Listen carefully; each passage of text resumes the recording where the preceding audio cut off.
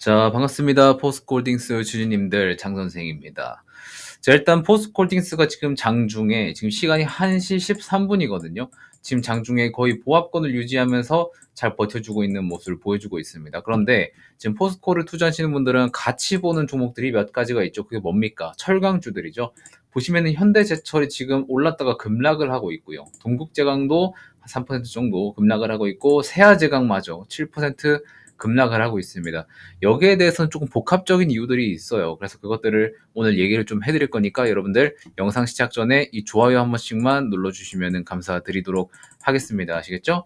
자, 일단은 현대제철이 오늘 이렇게 급등을 한번 했다가 급락을 하는 이유는 명확합니다. 지금 현대차가 미국 백악관에 가서 투자 연설을 하고 나서 어떤 얘기를 했냐면, 철강사를 미국 현지에 짓겠다라고 해가지고 미국의 전기로 제철소 건설을 추진하기로 했었습니다. 이게 실제로 이제 현대제철의 공시로 나왔어요. 그래서 지금 연산 270만 톤의 열연 냉연 생산할 수 있는 전기로를 생산하겠다라고 이게 공시가 나온 건데, 이게 초반에는 호재로 작동을 해서 초반에 엄청나게 급등을 했었어요. 근데 이게 내용을 조금 까고 보면은 조금은 달랐다는 겁니다. 자, 지금 이렇게 급등을 했다가 이렇게 급락을 하고 있는 상태인데, 물론 지수가 중간에 하락을 했었던 것도 영향을 줄 수 있겠지만, 사실 이거를 해석을 해보면 어떤 느낌으로 다가오는 거냐면, 보시면 미국의 전기료를 생산하는데 투자 금액을 58억 달러를 합니다. 이걸 원화 가치로 치면 거의 한 원화로 7조 정도 됩니다. 자, 그런데 이 7조의 자금을 미국 쪽으로 쏟아붓겠다라고 하는 거예요. 자, 그럼 우리가 단순히 한번 생각을 해봐요. 현대제철이 지금 시가총액이 3조 7천억입니다.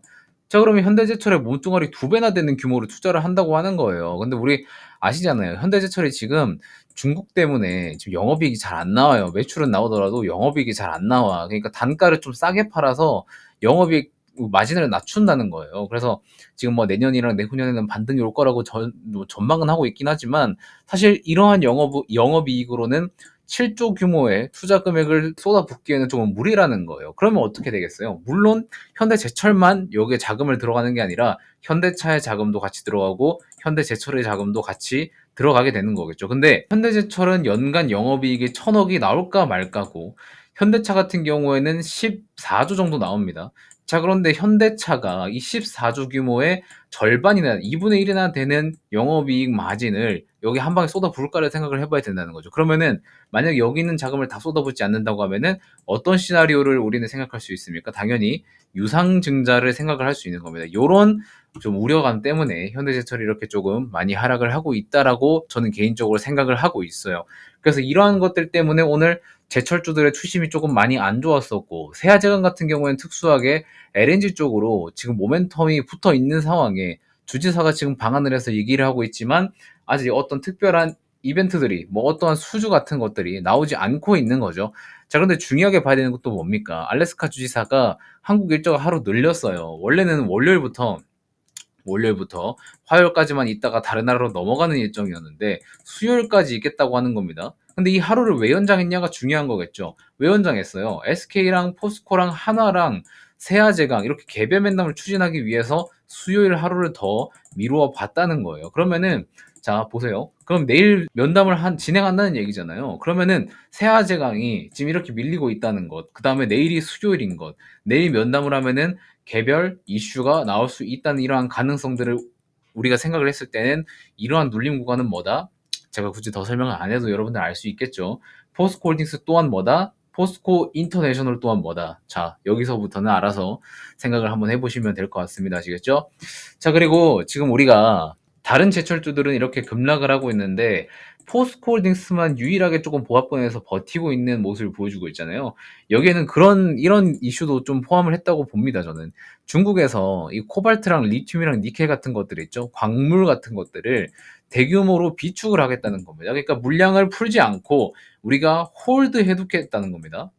자, 특정 국가에서 특히나 중국, 생산량이 많은 중국에서 공급량을 홀드를 시킨다고 생각을 해보세요. 자, 그러면 이건 결국에 뭘로 이어지는 겁니까? 공급망 안정화와 시장 가격 조절에 나서겠다는 거죠. 자, 근데 여기에 리튬이 포함이 되어 있습니다. 니켈도. 자, 그러면은 당연히 리튬 가격이 고정이 되고 물량이 고정이 되면은 오히려 올라갈 수 있는 판가 상승을 우리가 노려볼 수 있다는 거죠. 이러한 영향이 오늘 다른 제철주들을 하락하는데 포스코홀딩스가 버텨줬었던 좀 유일한 이유라고 저는 좀 개인적으로 생각을 하고 있습니다. 자, 그리고 추가적인 소식이 또 있긴 해요. 어떤 이슈들이냐면 지금 중국 쪽에서 특히나 중국 철강업계에서는 일부 생산 감축을 실제로 시작을 했습니다.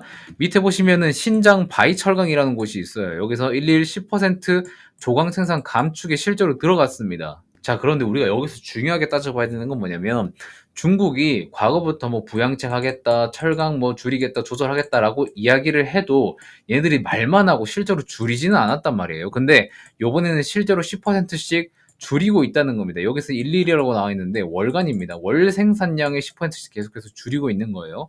자, 그래서 지금은 신장에 있는 바이철강만 지금 10% 감축에 들어갔는데 다른 철강사들도 10% 감축하겠다라는 공문이 속속이 하나씩 나오고 있어요.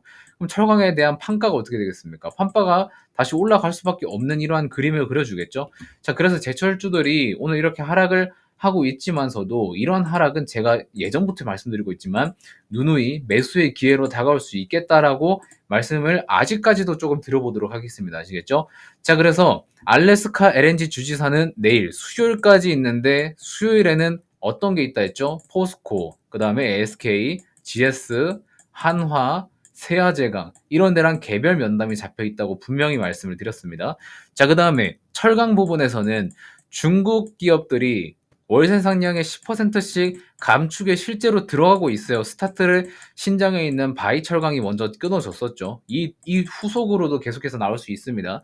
이러한 가능성을 따져봤을 때 철강은 산업 구조가 조금 개선이 되고 있고 LNG 프로젝트 같은 경우에는 일정적으로 내일 좀 중요한 이벤트가 나올 거라고 생각이 들고 있습니다. 그래서 이러한 것들을 우리는 이런 하락을 통해서 매수 기회로 노려야 된다는 거 다시 한번 조금 강조를 드릴 수 있을 것 같고요. 그럼 우리는 당연히 포스코홀딩스를 들고 있는 주주 입장에서는 언제 매수를 하면 좋을지 계속해서 째려보고 있어야 되겠죠. 모니터링을 계속 하셔야 됩니다. 그래서 포스코홀딩스가 여기서 조금 더 눌린다면 적절한 타이밍에 이러한 재료들을 반영해서 저점을 한번 잡아볼 수 있을 거라고 저는 개인적으로 생각을 합니다.